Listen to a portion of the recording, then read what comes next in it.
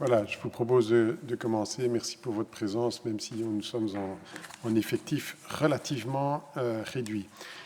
Allereerst wil ik erop wijzen dat er voor deze vergadering ook vertaling van en naar het Engels beschikbaar is. Donc n'hésitez pas à utiliser votre dispositif qui permet à la fois en français, en néerlandais, et merci d'ailleurs aux interprètes français-néerlandais, mais également anglais. We hebben vandaag het genoegen om de heer Kevin Conmay, ambassadeur van Ierland in België, te verwelkomen voor een gedachtwisseling over de prioriteiten van het eerste voorzitterschap van de Raad van de Europese Unie, dat precies 1 week geleden op 1 juli van start is gedaan. Et je pense que c'est la 8e fois que l'Irlande exerce la présidence. In het Federaal Adviescomité voor Europese aangelegenheden is het gebruikelijk dat we elk semester een vertegenwoordiger van het land dat het voorzitterschap van de Raad van de Europese Unie bekleedt, uitnodiging om de prioriteiten van het voorzitterschap te komen toelichten. Zo kunnen we de Europese politieke actualiteit van dichtbij volgen. Een snelle blik op het programma van het Ierse voorzitterschap, getiteld Kracht in eenheid, leert ons dat de belangrijkste prioriteiten concurrentie, vermogen, waarden en veiligheid zijn. Die zijn 3 van de belangrijkste prioriteiten. De ambassadeur zal ons waarschijnlijk uitvoerig toelichten welke doelstellingen het voorzitterschap voor elk van deze prioriteiten wil bereiken. Zoals afgesproken heeft de ambassadeur 15 tot 20 minuten de tijd voor zijn presentatie. Daarna kunnen we de aanwezige leden het woord nemen en vragen te stellen en opmerkingen te maken. So I'd like to thank you very much, Mr. Ambassador, for spending some of your time with us this morning.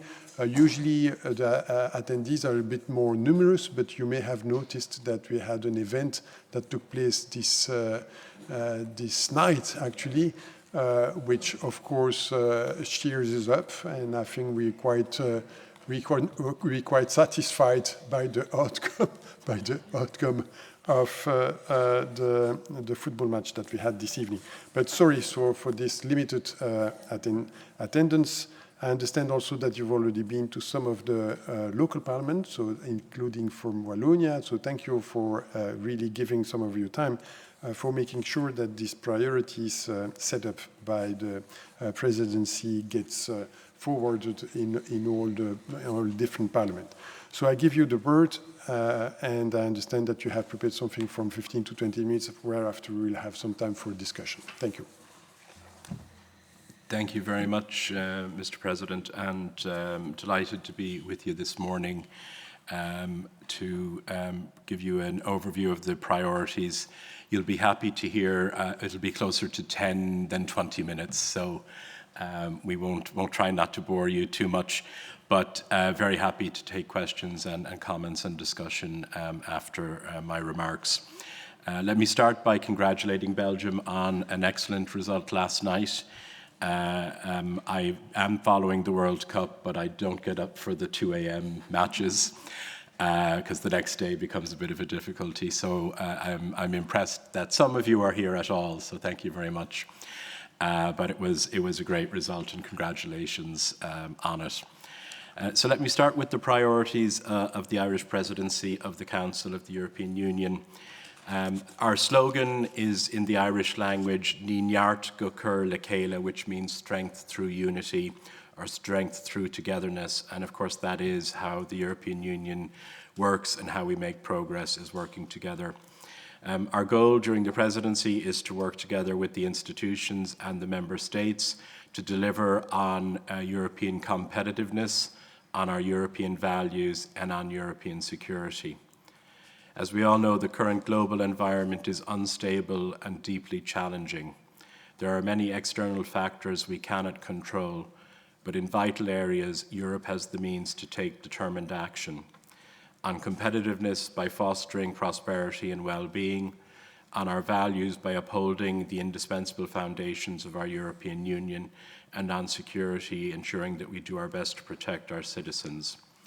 These 3 pillars will be the central themes of the Irish presidency. They are interlocking and mutually reinforcing. We will work intensively on proposals within each pillar as well as on priorities which span all three pillars, including our ongoing support for Ukraine and our global engagement. In an uncertain time, we will also work to strengthen and stabilise the EU's relationships with neighbours and with our partners around the world, including the United Kingdom and the United States. The work of the European Union requires a firm financial footing. Facilitating timely agreement on the Union's budget for 2028 to 2034, a new multi-annual financial framework, MFF, which equips the EU to address the challenges of the future while supporting key existing policies such as the Common Agriculture Policy and Cohesion Policy, will be an overarching priority for the Irish Presidency.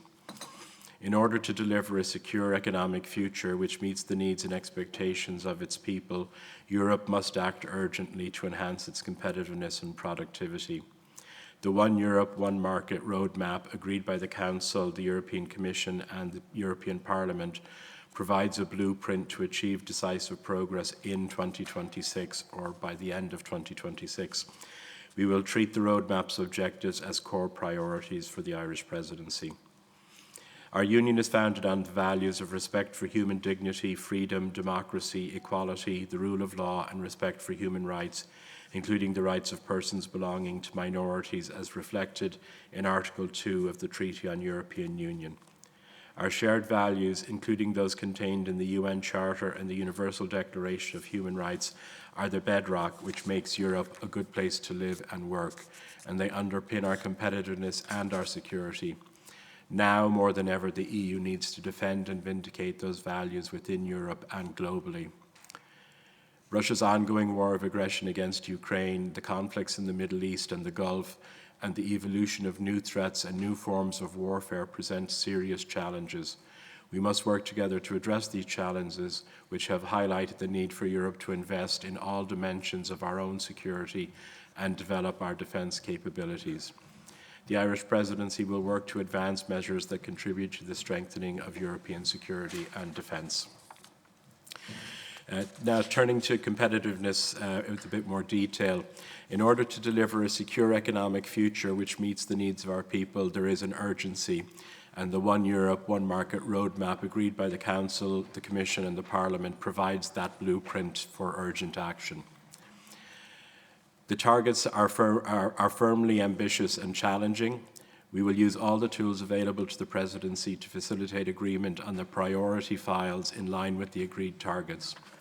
Success will require all Member States and each institution to work purposefully together in a spirit of cooperation and compromise in the interests of every citizen and business right across the Union. Our work will be guided by the 5 agreed strategic building blocks: simplifying rules, a more integrated single market, championing strong trade, energy transition, and digital AI. With regard to simplifying rules, we will reduce unnecessary administrative burdens through prioritization of the omnibus simplification packages. We will prioritize a smarter, more coherent regulatory framework. This is key to unlocking rapid and efficient development of critical infrastructure, clean and affordable energy, and affordable housing. On a more integrated single market, the single market is the foundation of Europe's economy and prosperity. The Irish Presidency will work to eliminate barriers, tackle regulatory burdens, boost internal market trade, drive digital transformation, and ensure a level playing field for businesses operating across the EU. We will make it easier for businesses to start up and scale seamlessly across the EU, including through the EU Inc. proposal. It is time to take a decisive step forward on the Savings and Investment Union and to help channel Europe's substantial savings into more productive investments in Europe. Championing strong trade. There's an ambitious trade policy agenda which strengthens our trade relationships with reliable global partners and diversifies our markets, and that will also be at the core of our efforts. We will support EU efforts to strengthen economic resilience, guided by the promote, protect, partner principles that support our economic security. We will work to bolster our supply chain resilience. On energy transition, we will support all efforts to respond to the exceptional energy crisis facing Europe. We will prioritise work to enhance Europe's security of supply and the development of sustainable, affordable and secure energy systems. We will conclude the European Grids package and advance the forthcoming energy security package. And we will support measures to ensure the protection and resilience of energy infrastructure and work to accelerate the clean energy transition and phasing out dependencies on fossil fuel imports. On digital AI, we will seek to strengthen the EU's capabilities in cloud computing and artificial intelligence and to advance the Union's position on responsible digital governance. In an era of transformative technological change, we will convene governments and stakeholders for an AI summit focused on harnessing digital and AI opportunities while empowering our people to thrive in a digital society. We will advance work on digital connectivity and digital networks and focus on investment in subsea telecoms connectivity and the security and resilience of subsea cables. To complement this work, we will prioritise sectoral work in support of competitive, sustainable farming and fishing, create a more innovation-friendly regulatory and policy environment, advance educational mobility through Erasmus+, and promote investment and reinforcement of resilience in strategic and emerging sectors, including AI, semiconductors, biotechnology, and new technologies. Healthy societies are productive and competitive ones. Health innovation will be a central contributor to Europe's competitiveness and technological leadership.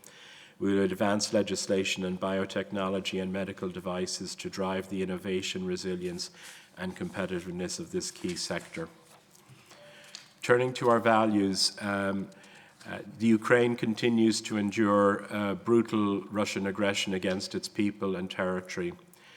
Russia's continuing aggression has resulted in profound human suffering and sustained damage to the country's infrastructure, economy, environment, and social systems, forcing many Ukrainians to flee their homes and country.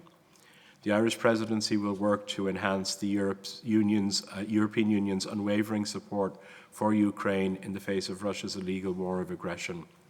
Continued political, military and financial support for Ukraine, as well as pressure on Russia, including via robust sanctions, will remain a priority. The Irish presidency will continue to call for a just and lasting peace for Ukraine. The fundamental principle that borders cannot be changed by force must be upheld. We will work to strengthen the EU's role as a principled global actor. This includes firm support for multilateralism and the international legal order. We will maintain support for and engagement with the United Nations and the wider multinational system and continue to promote human rights, including women's rights, gender equality, and the rights of LGBTIQ+ persons, democracy, and the rule of law. We will promote active engagement in support of lasting peace and security in the Middle East, in particular the conflict between Israelis and Palestinians, reaffirming the EU's commitment to the two-state solution. We will work to end the dire humanitarian situation in Gaza and the deteriorating situation in the West Bank. And we will support EU efforts towards peace, security and stability in Lebanon and Syria, and in the conflict in the Gulf, which has had and continues to have significant regional and global impacts. The Irish presidency will provide a platform for strategic discussions on the future of development cooperation and the enduring challenge of poverty, recognising that the EU and its member states are now the world's largest provider of official development assistance. The impact on economic stability of geopolitical crises, including the situation in the Gulf, will require the EU's attention. In particular, the outlook for food security in Africa and beyond will be an urgent focus. We see the enlargement process as a key expression of our values and as an investment in peace, security, stability, and prosperity across Europe. We believe that our fellow Europeans in candidate countries can benefit from the advantages of EU citizenship, and the Union as a whole will be strengthened by the political, economic, social, and cultural contributions that new member states will bring. In particular, we will work towards the completion of accession negotiations with Montenegro, hopefully by the end of this year, and seek to make substantial progress in negotiations with Albania, Moldova, and Ukraine. We will promote the rule of law within the Union, across all member states, and in candidate countries. At a time when our democratic values are being questioned, we will seek to strengthen the EU's democratic resilience through support for initiatives such as the European Democracy Shield and the EU Strategy for Civil Society.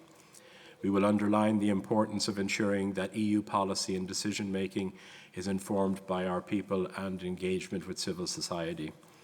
The Presidency will support efforts to strengthen democratic resilience and protect citizens online, including through cooperation on addressing disinformation, online criminality, and child safety in digital environments. The Digital Services Act has demonstrated its practical effectiveness as a tool to protect democracy and fundamental rights, balancing freedoms and responsibilities for online platforms and changing platform behaviours through obligations and scrutiny.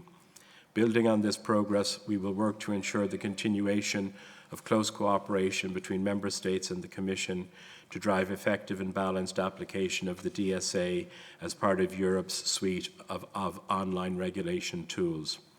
Central among the fundamental rights and values of the EU is the protection and well-being of our children. They have the right to enjoy a childhood where they can flourish, build healthy connections with other children, and freely express themselves. It is one of the key challenges of our time to ensure that the online world is a space that is safe and healthy for children. It will be a key priority of our Presidency to strengthen online safety, in particular the safety of children online.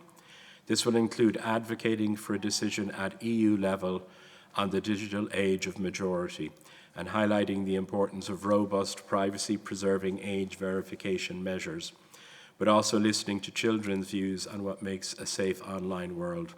We will prioritise work on legislative measures to combat child sexual abuse. The Irish Presidency will seek to strengthen the EU's approach to equality, social inclusion, non-discrimination, and the protection of rights of minorities in line with the renewed Union of Equality strategies.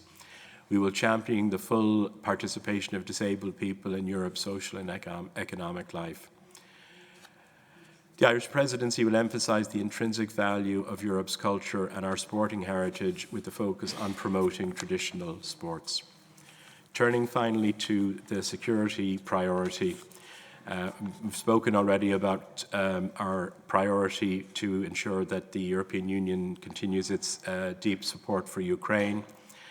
It will be a defining priority for our Presidency.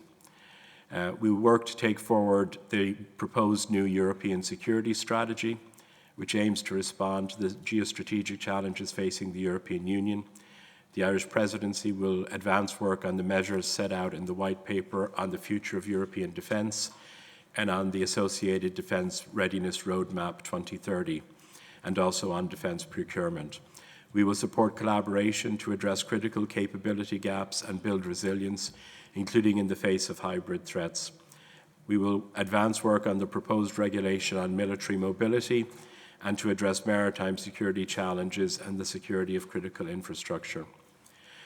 The Irish Presidency will support the Union's ongoing work to strengthen cybersecurity, countering hybrid threats and international counterterrorism, and we will promote close cooperation with like-minded EU states, the UN, the OSCE and NATO. We will highlight the central role of the EU's common security and defence policy and the important contribution it makes to the EU's security. The Irish Presidency will promote the development and evolution of CSDP to ensure it remains responsive to ongoing crises. We will address Europe's security in all its dimensions. We will work to enhance environmental security as well as an important element of the we will work to enhance environmental security as an important element of the Irish Presidency's agenda. Particular attention will be paid to accelerating climate action at EU and international levels, as well as the EU's global leadership on climate and biodiversity, including at relevant UN conferences. We will also advance work to promote and develop the circular economy, and we will work to strengthen economic security, build greater health security, and reinforce Europe's food security.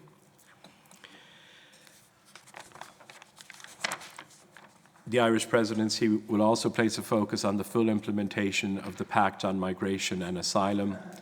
We will prioritise moving towards implementation of measures and progressing legislation to facilitate migrant returns and on digitalisation of returns. So with that, Mr. President, I'll close my opening remarks, and as said, we're very happy to take questions and comments. So thank you very much. Yes, thank you very much, Your Excellency, for this presentation of the program for the presidency. So I suggest we go through the list of members that are present here, and we do it in the order of the traditional order, and we start with mevrouw De Poorte for N-VA. Ja, dank u. Possibly, if you can keep it to 4 minutes at most, roughly, an indication. Yes, mevrouw De Poorte. Spreken we Engels? Is dat de bedoeling? Of, You might, yes, everything is possible. Oké, Engels dank of u. in het Nederlands, ja. Dan houden we het bij het Nederlands. Hè. Excellentie, dank u om tot bij ons te komen, om ook toe te lichten wat de, in het mooi Nederlands gezegd, headlines van het Iers voorzitterschap zullen zijn. Ik denk dat er heel belangrijke punten in staan waar wij zeker achter kunnen staan. We hebben ook een aantal bemerkingen en die zal ik dan voor u opsommen. Of misschien zijn het bezorgdheden waar we toch naar willen verwijzen. U heeft naar de geopolitieke strategie verwezen, de uitbreiding, de uitbreidingsprocessen. Ik denk dat het heel belangrijk is inderdaad dat er een soort partnerschap is met de landen Montenegro, Albanië, Oekraïne. Dat we die buffer of dat schild rond de Europese Unie kunnen uitbouwen. Maar natuurlijk vinden wij als N-VA dat het echt wel essentieel is dat het traject naar Europees lidmaatschap dat gevolgd wordt en dat het de nodige garanties toch wel gaat incorporeren.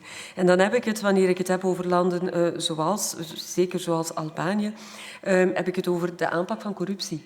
Het is absoluut noodzakelijk dat wanneer een land lid wil worden van onze Unie, dat we dan ook met zekerheid de trajecten rond bijvoorbeeld corruptie, dat we die goed ter harte nemen en dat we geen problemen importeren in de Unie.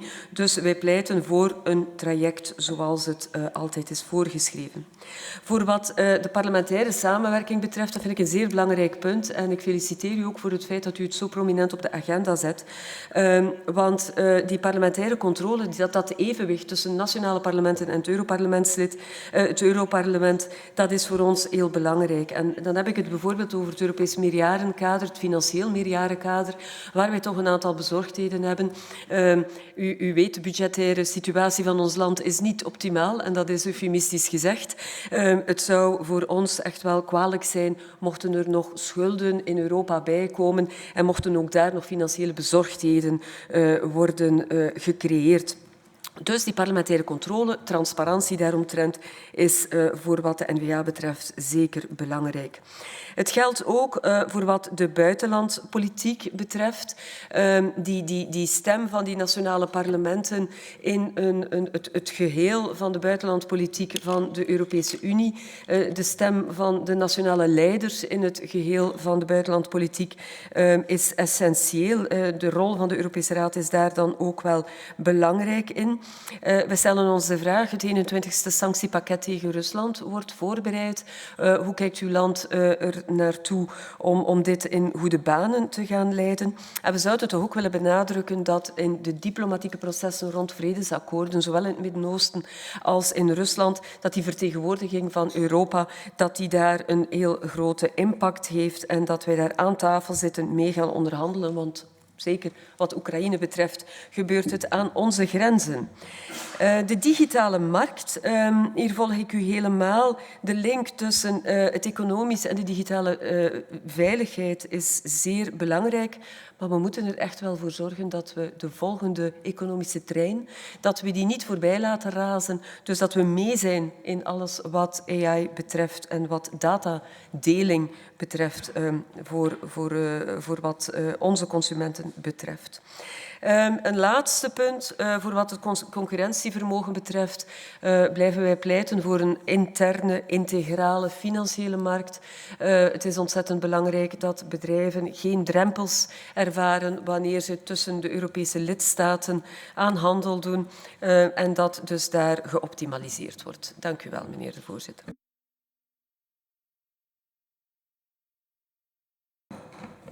Dank u wel, mevrouw De Poorte. volgende vraag dan komt van de Vlaams Belang met mevrouw Uybrecht. Zijn commentaar is ook, ja?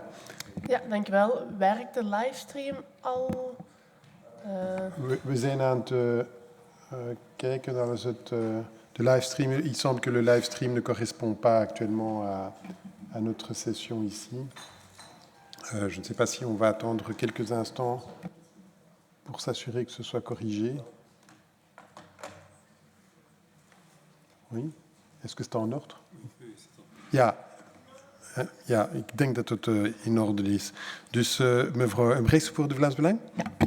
Dank u wel, voorzitter, meneer de ambassadeur.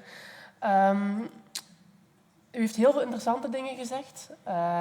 Dus ik ga het vooral op focussen op wat er voor ons, voor de partij, er niet in stond.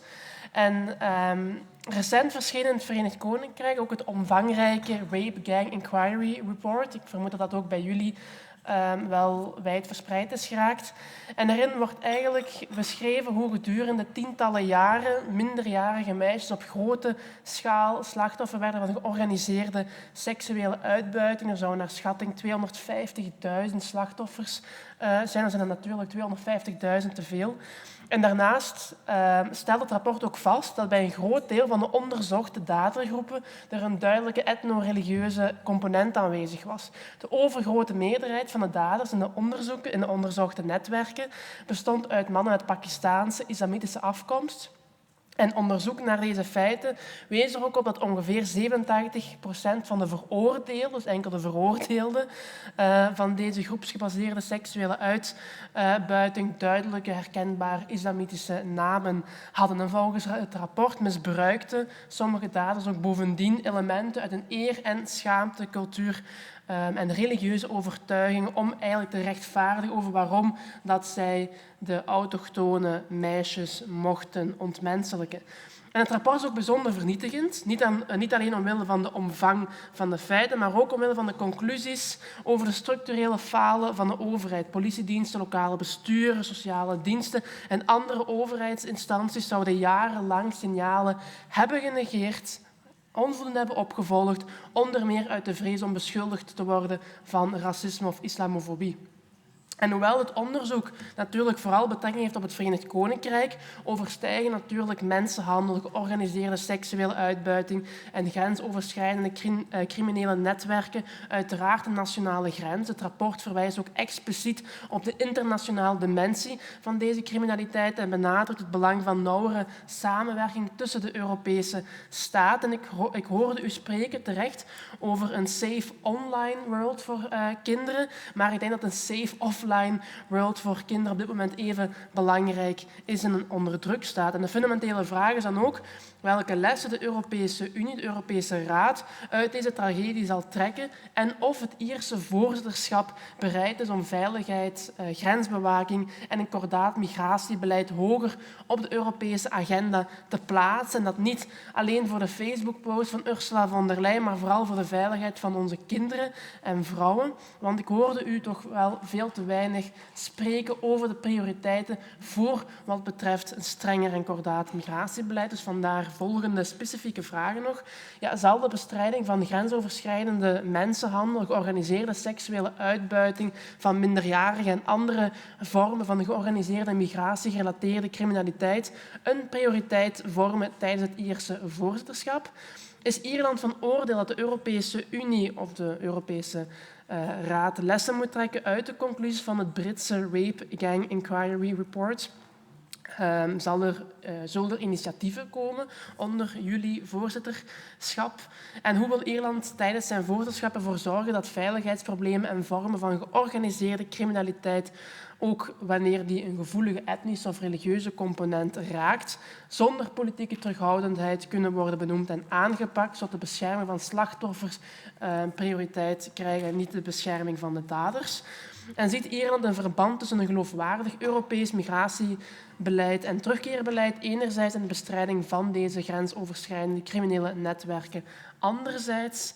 En dan nog tot slot in het algemeen, gezien de maatschappelijke bezorgdheid die overal in Europa, maar ook in Ierland leeft over migratie, zal het Ierse voorzitterschap meer inzetten op een strenger Europees migratiebeleid, een strenger remigratiebeleid, een bescherming van onze buitengrenzen enzovoort. En acht Ierland het huidige Europese migratie- en asielbeleid nog voldoende houdbaar? Of zal het tijdens zijn voorzitterschap pleiten voor bijkomende maatregelen om de instroom van irreguliere migratie, maar ook reguliere migratie te beperken en het vertrouwen van de Europese burgers in migratiebeleid te herstellen? Ik dank u alvast voor alle bezorgde Europeanen hier in Europa. Dank u wel, mevrouw Brecht. Voor de volgende fractie, voor PS, ce sera, je pense, madame Alouche qui va prendre la parole. Oui, merci Monsieur le Président. Monsieur l'Ambassadeur, je voudrais tout d'abord saluer la présidence irlandaise et sa devise « La force par l'unité » qui intervient dans un contexte particulièrement difficile pour l'Union européenne. Alors l'Irlande a fait le choix de structurer sa présidence autour des trois priorités majeures que sont la compétitivité, les valeurs et la sécurité. Ces objectifs apparaissent comme particulièrement pertinents au regard des défis auxquels notre continent est confronté aujourd'hui.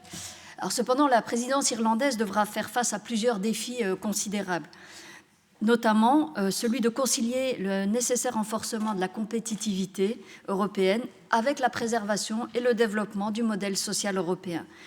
Nous entendons les ambitions de l'Irlande en matière d'innovation, de soutien aux PME, de simplification administrative et de renforcement du marché unique. Mais pour les socialistes, la compétitivité ne peut être une fin en soi et elle doit rester au service de la qualité de vie des citoyens, de l'emploi de qualité, de la réduction des inégalités et de la transition écologique. Les ambitions économiques de l'Union européenne doivent tout simplement rester compatibles avec ses ambitions sociales et environnementales. Un deuxième défi concerne les négociations relatives au futur cadre financier pluriannuel 2028-2034. Et la présidence irlandaise a fait de cet enjeu une priorité. Or, les besoins sont croissants aujourd'hui, le soutien à l'Ukraine, la transition climatique, les investissements industriels, la cohésion territoriale, la politique agricole commune, la sécurité et la défense, vous en avez parlé. La question sera donc celle des moyens que nous voulons réellement donner pour répondre à ces défis, tout en préservant les mécanismes de solidarité qui constituent l'essence même du projet européen. Et enfin, le troisième défi à nos yeux, c'est celui de l'élargissement. L'Irlande affiche l'ambition de préparer l'Union à un élargissement vers de nouveaux États membres. Alors on le sait, c'est un objectif qui est porteur d'espoir, mais ça va aussi appeler une réflexion profonde en termes de gouvernance, de financement et de fonctionnement de l'Union afin de préserver à la fois sa capacité d'action, mais aussi sa cohésion. Enfin, dans un contexte qui est marqué par la guerre qui est menée par la Russie contre l'Ukraine et les massacres et la violation des droits humanitaires au Moyen-Orient, les menaces hybrides, les défis en matière de cybersécurité, la présidence irlandaise devra contribuer à maintenir l'unité européenne autour de la défense du droit international, du multilatéralisme et des droits humains universels, non ethnicisés comme j'ai pu l'entendre ici juste avant. À cet égard, je souhaite souligner un aspect qui distingue particulièrement l'Irlande sur la scène européenne. Votre pays s'est illustré depuis de nombreuses années par des positions courageuses et cohérentes en faveur du droit international. L'Irlande a été parmi les États européens les plus engagés sur la question de la reconnaissance de l'État de Palestine et a porté au niveau européen le débat sur l'interdiction des produits issus des colonies israéliennes. Dans les territoires occupés. Cette démarche témoigne de votre volonté de faire prévaloir les principes de droit international de manière cohérente, quelle que soit la situation concernée. Cette approche est pleinement cohérente avec les priorités que vous venez de présenter et qui mettent en avant la défense de nouveau des droits humains, du multilatéralisme et de l'ordre juridique international. Et vous en avez également parlé du soutien à la solution à deux États et la réponse aux besoins humanitaires à Gaza. Alors on voulait insister là-dessus parce qu'à nos yeux, cette cohérence, elle vous honore. Cette cohérence, elle mérite d'être saluée et elle devrait inspirer même d'autres États membres, y compris la Belgique. L'Union européenne sera d'autant plus crédible qu'elle appliquera les mêmes principes partout avec la même exigence qu'il s'agisse de l'Ukraine, de Gaza ou de toute autre situation où le droit international est mis à l'épreuve. Dès lors, Monsieur l'ambassadeur, j'aimerais vous poser la question suivante. Comment l'Irlande entend-elle utiliser sa présidence pour faire progresser au niveau européen la défense du droit international, la mise en œuvre effective de la solution à 2 États et une position européenne plus cohérente concernant les colonies israéliennes et la reconnaissance de l'État de Palestine? Je vous remercie pour les réponses que vous voudrez bien nous apporter. Merci Madame Alouche. Alors, le groupe suivant, ce sera les engagés. Je pense que c'est Monsieur Luc Franck qui va prendre la parole pour le groupe. Monsieur Franck. So, dear Excellencies, I will speak in French. Je vais intervenir dans 3 chapitres ou thématiques différentes. Donc, la première thématique, c'est par rapport à la coordination budgétaire, la politique agricole commune et la défense. Monsieur l'ambassadeur, votre présidence intervient à un moment déterminant pour l'architecture budgétaire européenne. En fait, dans le cadre des négociations financières pluriannuelles 2028-2034.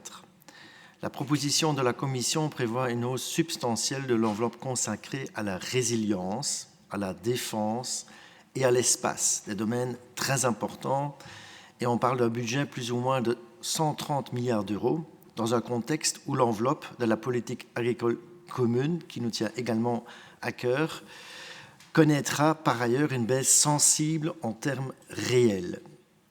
Ce sont des arbitrages structurants sur lesquels nous souhaiterons recueillir votre éclairage.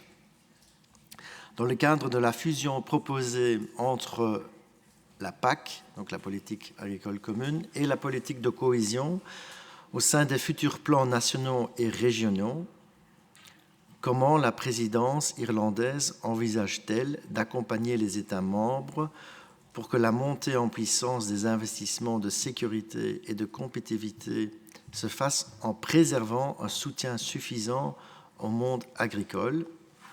Et 2, quelles garanties la présidence pourrait-elle promouvoir pour sécuriser un socle budgétaire pour la PAC? La présidence irlandaise porte l'ambition de faire avancer plusieurs dossiers structurants en matière de défense, de mobilité militaire, de marché public commun et de fonds européens de défense.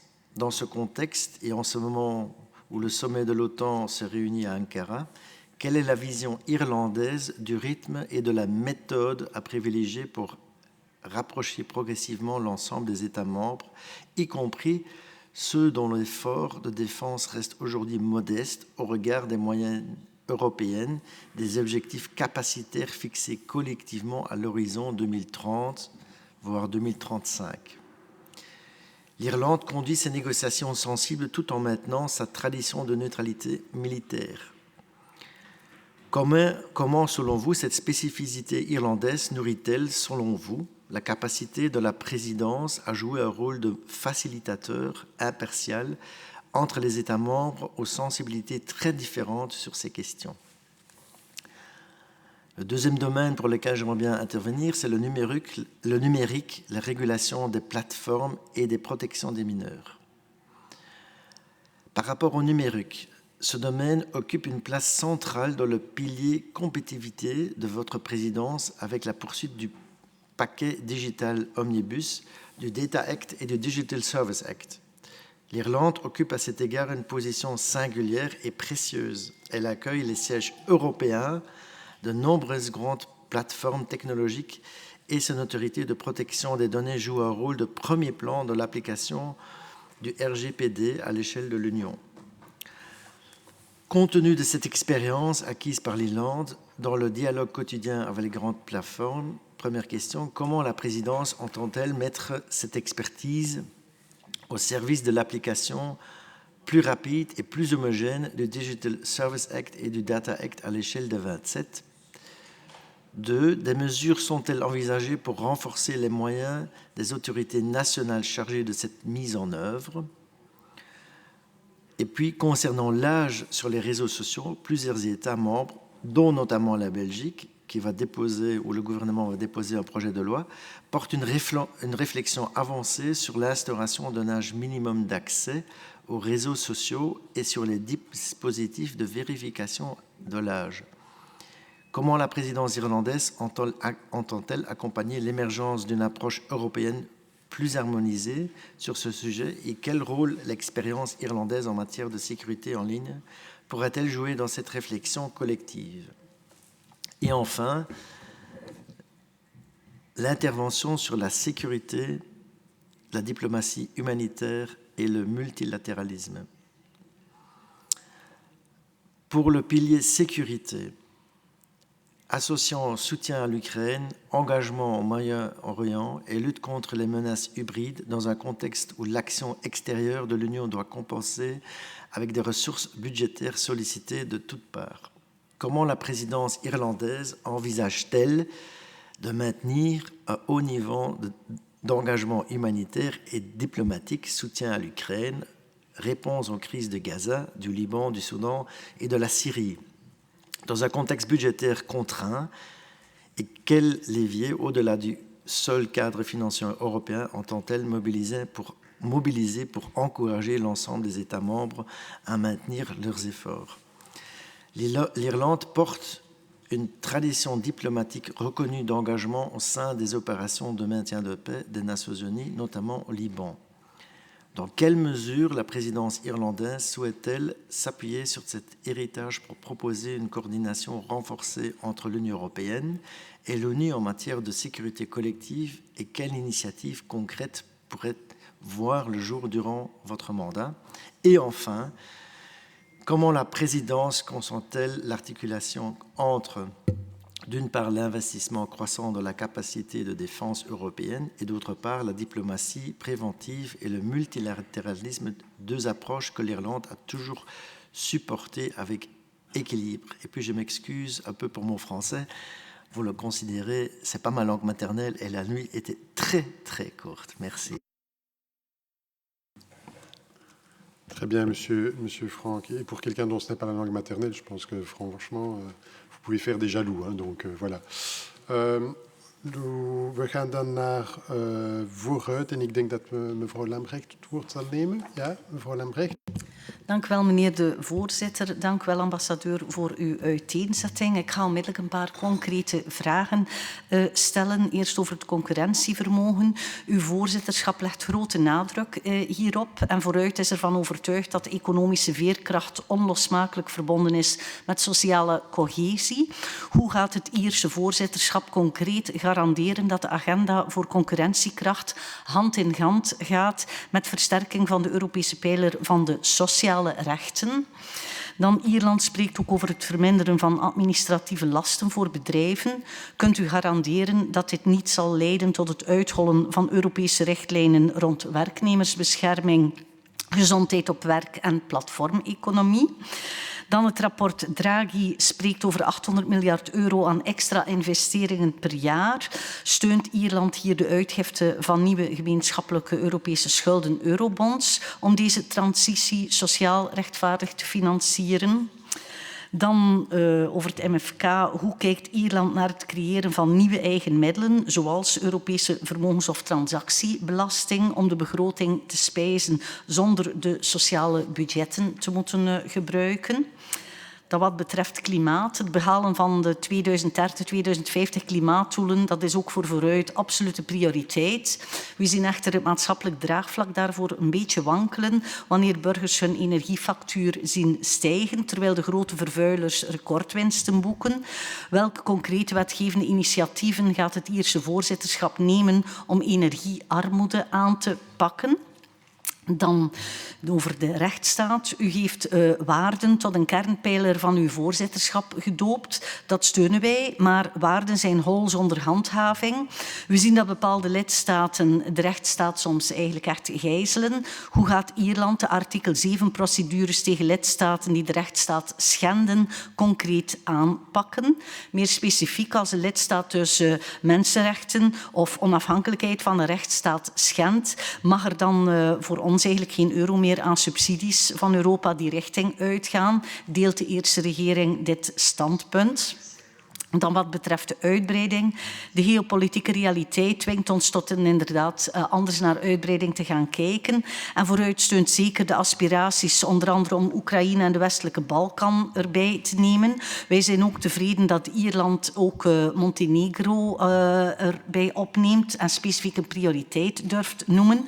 Maar een grotere unie moet ook een sterke unie zijn. En de toetreding tot de landen met lage loon- en sociale zekerheidsstandaarden mag niet leiden tot een herleving van sociale dumping binnen de interne markt. Hoe gaat het Ierse voorzitterschap de onderhandelingen vormgeven om te garanderen dat deze kandidaat-lidstaten niet alleen de economische en democratische criteria halen, maar ook de sociale criteria? Dan wat betreft belastingontwijking. Een sterke sociale welvaartsstaat heeft nood aan een solide publieke middelen. Belastingontwijking door multinationals kost de Europese overheden nog elk jaar miljarden die we eigenlijk zouden kunnen investeren in zorg, onderwijs of klimaattransitie. Ierland heeft de afgelopen jaren stappen gezet, maar de strijd voor fiscale rechtvaardigheid die is niet gestreden. Hoe gaat het Ierse voorzitterschap zich opstellen in de Raad om de harmonisatie van de vennootschapsbelasting in Europa verder te steunen? En gaat Ierland misbruik van bijvoorbeeld brievenbusfirma's strenger aanpakken? En bent u bereid om het principe van de unanimiteit bij fiscale dossiers in de Raad te heroverwegen om blokkades door individuele lidstaten te doorbreken? En een laatste vraag gaat over betaalbaar wonen. De crisis op de woningmarkt die treft miljoenen Europeanen. Dat is geen louter nationaal probleem, vinden wij, maar een Europees sociaal drama. En daarom pleit vooruit eigenlijk voor een Europees actieplan voor betaalbaar wonen.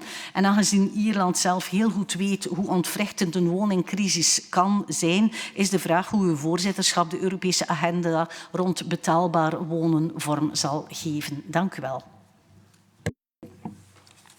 Dank u wel, mevrouw Lambrecht. En dan ten laatste hebben wij nog een vraag van de heer Di Nunzio van Anders. Ja, meneer Di Nunzio. Dank u wel. Thank you very much, Ms. Ambassador, for your explanations you gave us earlier. I'm not going to try to ask my questions in English because I also had a very short night due to the World Cup. I hope you'll understand. So I'm gonna talk to you in Dutch, if you will forgive me.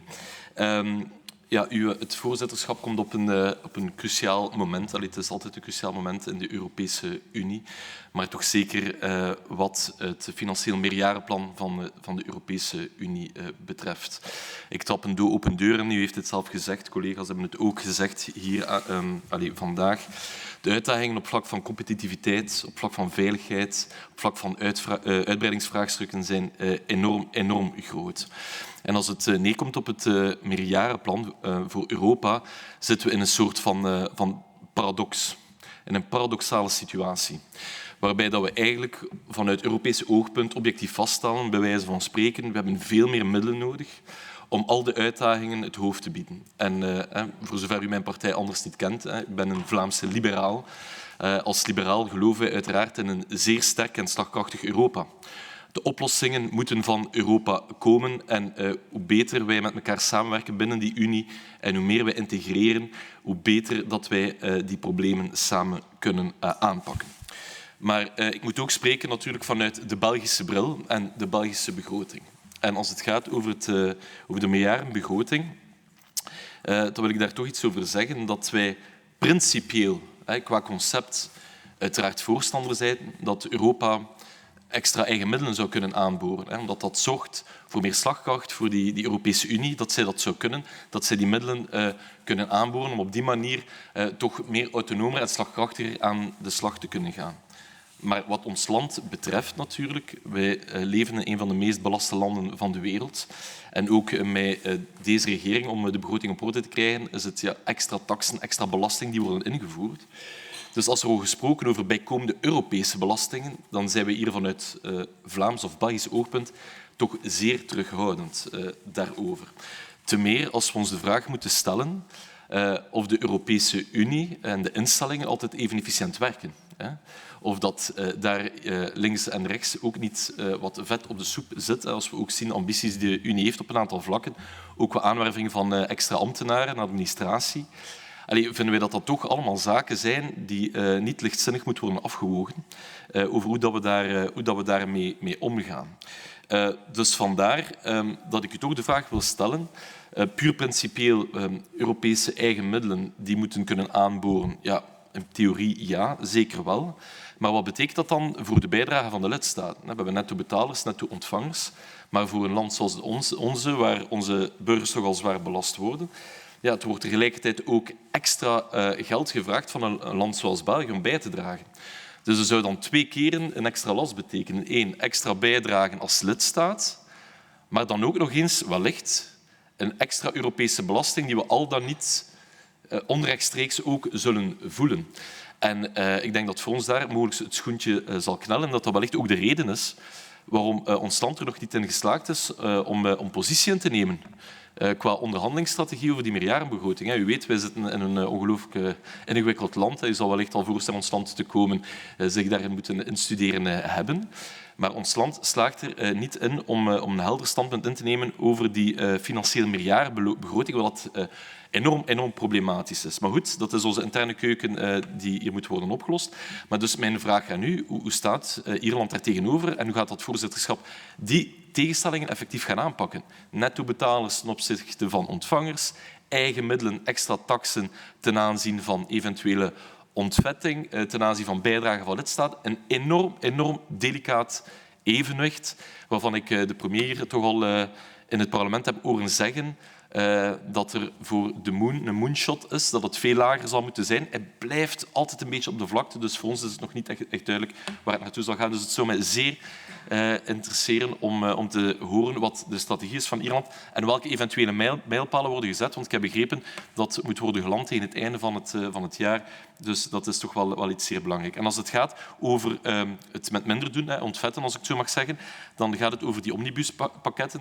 Ierland belooft om op dat vlak €1 miljard te proberen besparen, om dat in hang te zetten. Dus ook daar graag uw inzichten in hoe dat concreet zal worden aangepakt. Ik hoor ook de collega van N-VA, mevrouw De Poorter, zeggen wat wij ook enorm belangrijk vinden als fractie, is die integratie van die kapitaalmarkten, de bankensector, dat zeer traag verloopt. We hebben verschillende Europese landen die daar allerhande belangen in hebben. Ook daar inderdaad de vraag van hoe gaat u dat aanpakken als land, als voorzitterschap, om ervoor te zorgen dat we daar toch fundamentele stappen in vooruit kunnen zetten. En een ander topic, de vrijhandelsbedragen, die ook de laatste maanden met het aantreden van Trump in de VS nog des te belangrijker zijn geworden. Als het gaat over Mercosur, als het gaat over Mexico, over India, ook in Australië. En de handelsbetrekking op zich met de VS en de Indo-Pacific. Hoe is Ierland van plan om ervoor te zorgen dat de uitvoering van de reeds afgesloten verdragen, om die effectief in uitvoering te brengen op een goede manier? En hoe kunnen wij ervoor zorgen, hoe zal u ervoor zorgen dat de anderen die in de pijplijn zitten, dat die de nodige snelheid en vaart kennen, zodanig dat wij ons effectief ook concurrentieel kunnen positioneren in deze nieuwe geopolitieke realiteit. Ik heb nog 2 punten, voorzitter, en dan rond ik af. Het is zeer goed op vlak van asiel en migratie dat wij de stok achter de deur hebben en dat we die achterdeur effectief sluiten. En we vinden dat is 1 ding, daar wordt werk van gemaakt. Maar de voordeur is natuurlijk ook belangrijk en het is goed dat de focus ook gaat naar arbeidsmigratie, legale migratieroutes, om die Europese arbeidstekorten effectief op te vangen. Want met onze eigen arbeidsmarkt, met onze eigen bevolking in de Europese Unie zullen we het wellicht onvoldoende kunnen trekken. Dus ook daar graag concreet uw inzichten wat daar de aanpak van is. Van hoe u ervoor zal zorgen dat dat aan de achterdeur dat er concordaat wordt gehandeld voor mensen die er niet moeten zijn, dat die de Unie verlaten. Maar aan de voordeur ook doelgericht gecibleerd ervoor te zorgen dat we effectief de arbeidskrachten aantrekken die we nodig hebben. En laatste puntje, last but not least. Ierland huisvest de Europese hoofdkwartieren van een aantal grootste Amerikaanse techbedrijven. Dat weet u wellicht beter dan wie hier in de zaal. En u kent ook de EU-agenda rond de technologische soevereiniteit. We willen als Europa meer soevereiniteit hebben, meer Europese alternatieven hebben en minder afhankelijkheid ook ten aanzien van de Verenigde Staten hebben en ons daar strategisch beter in positioneren. Dus mijn vraag is zeer concreet. Hoe verzoent Ierland de eigen economische belang, de eigen economische band met de Amerikaanse tech, samen met het belang, de doelstelling die de Europese Unie nastreeft, Kunt u als land daarin een geloofwaardig bemiddelend traject of een bemiddelende rol in opnemen en hoe zal Ierland dat concreet aanpakken? Voilà. Bij deze enkele vraag voor u. Ik dank u alvast voor uw antwoord. Dank u wel, meneer Di Nunzio. So, Your Excellency, quite a few questions and comments from 6 different political groups from the Parliament. So we're looking forward to your response to these questions. Thank you, Mr. President, and thank you for your engagement and your questions and comments. I'll do my best to respond to as many of them as I can in the time available. Maybe starting with enlargement, which was raised by a number of the contributions. I think the question of enlargement, obviously the EU has a well-established process in relation to Copenhagen criteria. The Commission assesses the applicant countries on an annual basis and reports to Member States, and that provides the basis for moving through the negotiating process.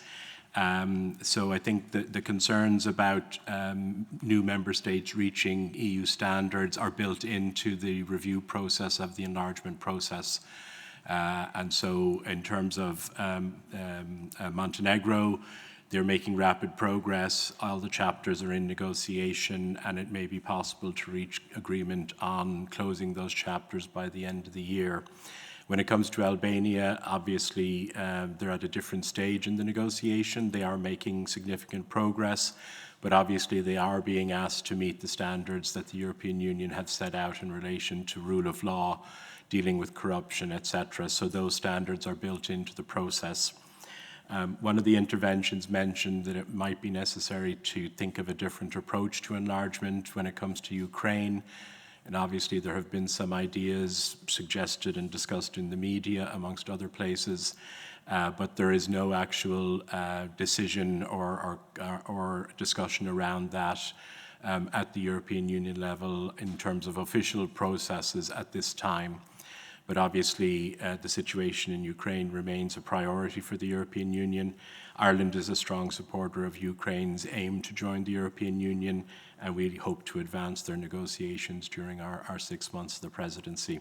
But any departure from the current enlargement arrangements would require new decisions by the European Council and by the Council of Ministers in relation to any change to the accession process. At the moment, it's a very fixed, defined process, and that's what's being followed for all candidate countries. In relation to the MFF, again, a number of the questions have raised different aspects of the MFF. Maybe just to talk about it in terms of the Irish presidency and the process. We've inherited the negotiations on the 1st of July in what I consider or describe as very good state. The Cyprus presidency made significant progress in terms of the discussions on the MFF at the June European Council. Up until the June European Council, the Commission proposal had been on the table, and there was a proposal for what's called the negotiating box, which is the approach that the Council of Ministers will take to the negotiations, and it's a necessary step to get into the detailed negotiations. And there was an agreement on the negotiating box at the June European Council. So we're now in a situation where, if you like, the full negotiations are live. We're in full negotiation mode from the day that we've taken over the presidency. The negotiations on the multi-annual financial framework are always fraught and difficult because it does involve taxpayers' money, both in terms of money that we all make as national contributors, as member states, but also money that's the own resources that currently exist. This MMF is different again because the nature of the world we now live in has changed substantially. And one of you used the word paradoxical, and that's exactly where we are. Most member states, including Ireland, don't want to pay more national contributions. We already have significant. Ireland is a significant net contributor. I think we're now the second or the first by per capita contributions as a net contributor. And so there is a reluctance in national governments to pay more into the EU. At the same time, almost every head of state and government recognizes that the world has changed so substantially and significantly that the scale of what we require the European Union to be able to do is now much greater and wider than it was in the past. And so the paradox is people don't want to put in more money, but they want the EU to do more. And so the question is, how do you square that circle? And I think the other important decision that was taken at the European Council in June is that the possibility of looking at new own resources for the European Union has been agreed to be negotiated. There's no agreement to have new own resources, but there's an agreement to discuss what that might look like, what those own resources might be. And so if you're standing back from it, looking at the negotiation, you would say that now you have all the pieces on the board. You have the reluctance of a lot of member states to increase national contributions. You have a lot of agreement that the EU does have to do more. And so the question is, how are you going to reach an agreement with these elements? And so you can see the elements are on the table. The devil will be in the details in terms of the negotiation. And from the Irish government point of view, common agriculture policy was mentioned, cohesion was mentioned. From a national point of view, we attach great importance to these as spending areas. But as the presidency, our job is to try and facilitate agreement across the whole range of member states.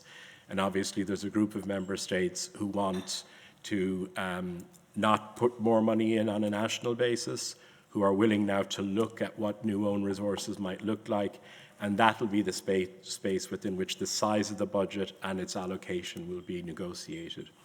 But there's a group of countries also who are very strong supporters of cohesion, and another group of countries who are strong supporters of the common agricultural policy. So the negotiation will be to try and reach acceptable agreements so that member states can come to a final budget agreement by the middle of December when the European Council meets. So that's a very ambitious agenda. It'll be very difficult to achieve, but it'll depend on the willingness of member states to engage in good faith at trying to reach agreement across that whole range, a complex range of paradoxical issues. One of those new areas, and picking up some of the other questions in relation to MFF and the area, maybe to talk first about housing. Obviously, the European Union traditionally has not been involved in the housing issue at EU level, and the new Commission has undertaken and has put forward some policy ideas and suggestions. And a lot of member states, including Ireland, are very supportive of looking at what could be done at European Union level to help address what is now a housing crisis in many member states. So we very much welcome that discussion. Again, as presidency, our role there is mainly to facilitate and help the discussion. But the question of what level of EU activity would arise from that discussion depends on first of all, reaching agreement on what the EU's additional value might be in terms of addressing the housing crisis. We think there is an additional value, but the discussion is at an early stage. In relation to defence and security, Ireland's military neutrality was mentioned. Yes, Ireland is militarily neutral, but we are fully aware of the need for Europe to increase its defence and security capacities in the light of the new geostrategic situation and the fact that we've had Russian aggression against a democracy in Europe, which raises questions for the security and defence of the whole of Europe. So we're very much committed to driving forward that agenda. Over the 6 months, our neutrality doesn't inhibit our ability to help facilitate the EU moving forward on this important set of proposals in relation to defence and security. In relation to the MFF and defence spending, again, this is one area where the geostrategic situation facing Europe means that the European Union has decided already to greatly increase the level of engagement on defence and defence industry already within the existing budget. And so those decisions are already being taken forward and implemented. The question is what size and scale of the next MFF is committed to defence and security, and that will be part of the overall negotiation. But there's no doubt that almost everybody around the EU table acknowledges that Europe has to do more, it should do more, and the EU has to be a part of that. The other important element in relation to security and defence is that it's not the EU acting alone. EU-NATO cooperation is incredibly important. The scale and depth of EU-NATO cooperation has greatly improved in recent years. And certainly now that the EU is taking more direct engagement in defence industry and defence security and defence development, that interrelationship and cooperation between the EU and NATO is absolutely essential. It has improved, and I think it will continue to improve as we go forward, not just in terms of the hard end of security and defence and who does what in relation to European and transatlantic security and defence, but also in terms of the wider security agenda around cyber and hybrid and disinformation. These are all issues that are discussed both within NATO and the EU, and it's very important that the two organisations cooperate on that whole agenda going forward. In relation to, let me just pick up the other points there. That's cohesion. In terms of the digital age of majority, you mentioned that there's discussions ongoing at a national level in Belgium. There's also discussions ongoing in Ireland and indeed in many other member states. Our view is that while it's important to take decisions at a national level, on an issue like this, it's much more important to have action at the EU level and indeed at the multinational level and internationally. And so our hope is that the discussion at the EU level will lead to an EU decision on this in the short term. In the meantime, we're continuing with our national preparations and discussions in any event, but we think it's the kind of issue that does require action at the EU level, and we're very hopeful that we might see some progress on that at the EU level during the 6 months. In relation to I've dealt with own resources. In terms of the rule of law and in existing member states, obviously there are existing procedures in the treaties in relation to holding member states to account when they depart from the fundamental EU commitments on the rule of law. It's no secret that these procedures and punishments, to be frank, are very rarely used to their full extent. But the oversight of that lies with the Commission, and the Commission reports then to the Member States on their assessment on an annual basis of each Member State's compliance with their rule of law obligations. We take those review processes very seriously nationally, and as Presidency we will do the same. It's currently the responsibility of Michael McGrath, who happens to be the Irish Commissioner. And so we're very much open to any proposals or suggestions that are brought forward by the Commission. I think, it's no secret that democratic elections and results change the situation in particular member states on a regular basis. And so while there are protections at the treaty level in relation to the rule of law, there's also protections at the national level in terms of voters and democracies having the ability to change governments when they're not happy with their compliance on these kind of issues. And that would continue to be a very important part of the consideration. But certainly we attach nationally very significant importance to rule of law, and we also attach importance to the rule of law criteria for the candidate countries. And we agree, would agree with the comments that were made that the EU should not be taking in countries that are going to import difficulties into the European Union in relation to the rule of law, corruption. But equally, the process of being prepared for membership and joining the EU has helped many, many countries, including my own country, reach European standards in relation to social policy, in relation to equality, and in relation to rule of law issues. And we see at the enlargement process as a way of helping these countries help themselves as well. In relation to migration policy, the EU has agreed a significant set of policies in relation to migration and returns last year. And this year is very much a year of implementation in terms of those policies to get them up and running and fully implemented. And as presidency, our job is to help assist the process of getting these policies fully implemented. Of course, we all absolutely abhor and condemn any sexual exploitation of girls or children, whoever perpetrates it. And it's not an issue that is due to migration alone. It happens within our own countries and in our own societies, irrespective of whether people are migrants or not. And the full force of the law and international cooperation in relation to addressing these crimes is incredibly important. And certainly in the Justice and Home Affairs side, we hope to continue to strengthen the level of cooperation, both at European Interpol level and between our police forces and our judicial systems, to tackle any aspects of this that are occurring at an international or transnational level. So I think I've picked up most of the, sorry, last point on savings and investment union and banking. This is a very significant key part of the competitiveness agenda. The savings and investment union was a key proposal even before the Draghi and Letta reports, but they put very clear emphasis on the fact that this needed to be achieved. Our Minister for Finance has committed to trying to break the deadlock in these negotiations during the 6 months of the presidency. So we certainly are setting out with the view to try and move ahead on savings and investment union during the 6 months with the view to reaching agreement.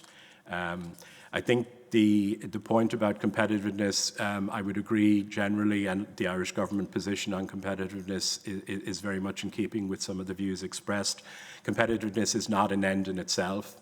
Competitiveness is trying to ensure that the European Union can defend its people and their interests. I think the priority being attached to competitiveness is a recognition by the European Council, by the heads of state and government at European level, and by the EU institutions, that Europe needs to be better able to defend itself and compete internationally in terms of trade and investment, not just as an end in itself, but in terms of protecting European values and the interests of the European society and peoples. And without competitiveness, we see ourselves as being vulnerable to other large powers in the world whose interests are not necessarily looking after the people of the European Union. Your Prime Minister has a phrase which I've heard him say in public and in private, which is that big fish eat little fish. And so this is about the European Union being able to defend its own interests and values in an international situation where the rule of law has been diminished, where countries are operating in ways that make it difficult to defend the values and interests of the European Union. And competitiveness is one way that the European Union can be strengthened to be able to look after our values and interests in the wider global situation. So I hope I've picked up most of the points. If there's anything else, Mr. President, I'm happy to respond. Thank you. Thank you very much for your answers to the various questions and comments.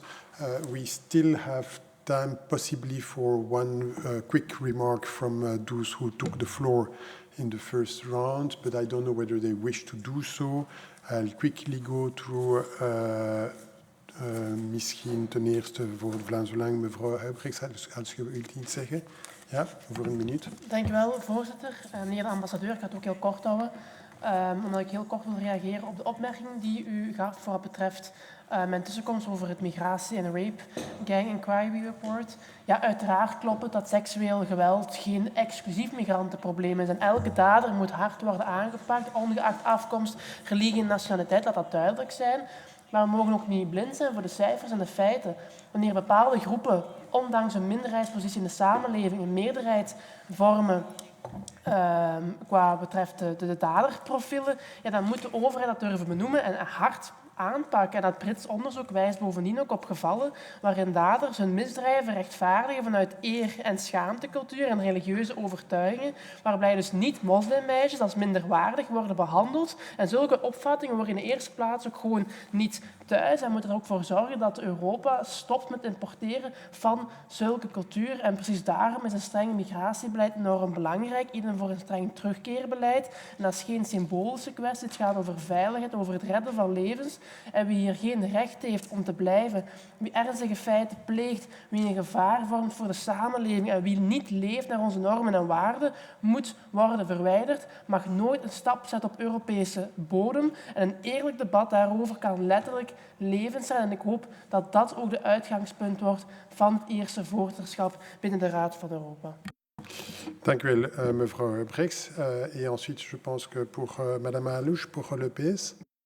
Oui, rapidement, Monsieur le Président. Merci, Monsieur l'Ambassadeur, pour les réponses que vous avez apportées. Je reste un peu sur ma faim concernant la question palestinienne, mais je voulais simplement indiquer qu'on suivra cela avec attention. À moins que vous vouliez apporter des éléments, c'était l'essentiel de nos questions.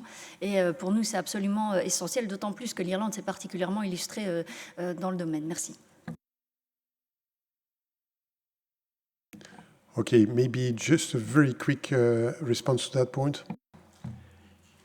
Thank you, Mr. President. Yes, on Palestine apologies, I didn't pick it up again when going through the topics. So on the Middle East and the situation in between Israel and Palestine, I mean, thank you for your comments on Ireland's policy over the years on this issue. As presidency, as you know, the EU has a complicated institutional framework, not unlike Belgium. And so in terms of the foreign policy agenda, the Foreign Affairs Council is chaired by the High Representative, not by the presidency. But having said that, we see our role as presidency is to try and help and facilitate EU reaching agreement and policy decisions. And we're hopeful that the blockages that have been happening, particularly on the Israel and Palestinian question, in terms of member states having enough support around the table for the EU to have some significant engagement and decisions in relation to that issue.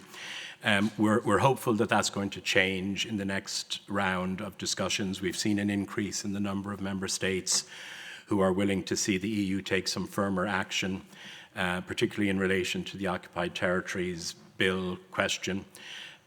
We're currently progressing our own national Occupied Territories bill, trade bill in the Irish Parliament at the moment.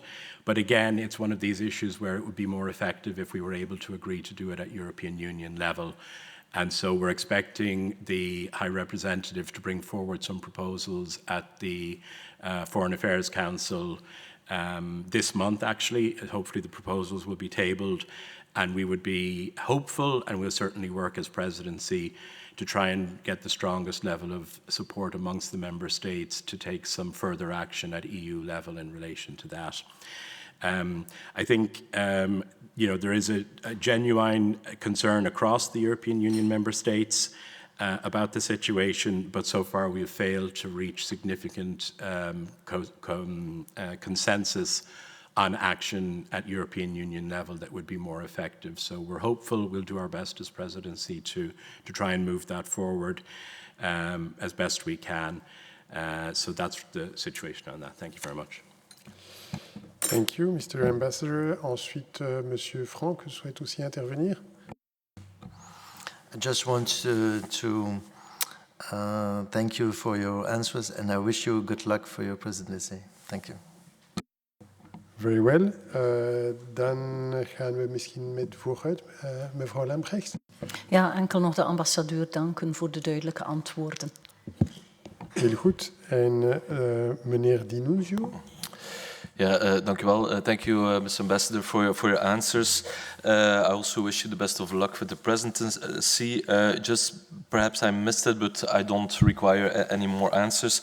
But in the legal migration routes, I asked for the approach, and then on the other hand, the relation with the headquarters of American big firms in Ireland and that balance with the presidency, I didn't really hear any thoughts on these questions. Yeah, thank you. Okay, so you were not asking for an answer, but the ambassador wants to answer, so we'll have an answer to the last point. Thank you very much. Again, I did try and pick up all the points, but thank you for reminding me. In relation to legal migration, again, there is some discussion at the European Union level about systems there, and certainly as presidency, we agreed that this is an important area, and we would be happy to make progress if there's time and a space available in the program to do so. But as I say, it's a year of implementation in relation to the Pact on Migration and the returns policy also. So I'm not sure how much progress will take place on that, but certainly we see it as an important part of the overall framework there as well. And then the last point was in relation to... US multinationals in Ireland. Yes, thank you very much. Certainly, our experience in terms of GDPR and having a large number of tech firms based in Ireland is that obviously the regulatory framework at the EU level is critically important, but also critically important is that all of the implementation bodies on a national basis coordinate with each other and cooperate in the implementation of the rules, not just on GDPR, but also now across the Digital Services Act as well. And so we hope that our engagement with these companies is fully in line with, and we certainly try to make sure that we're being consistent at the EU and at the national level in terms of how we do that. I think then in terms of the discussion around digital and AI at the moment, we intend to hold an AI summit, as I mentioned in my remarks, and obviously that'll involve member states, experts, as well as representatives of some of these companies. And again, we see our role there as a convener. It's important that the lines of communication and engagement with these companies are fully there, and that both the enforcement and regulatory part, as well as the challenges and risks and opportunities, that they're all part of the discussion. And we would hope to use our place there to facilitate that kind of engagement. But I would emphasize that we certainly see the importance of the EU being a global actor in relation to regulation and management of these areas is very, very important. And anything we do at national level, we want it to be fully coherent with and consistent with and carried out in cooperation with the EU instances as well. So thank you. Très bien, merci. Et ceci, je pense, va clôturer notre séance d'aujourd'hui. Peut-être je vous donne quelques informations pratiques pour la suite de nos réunions, en particulier lorsque la session reprendra en septembre.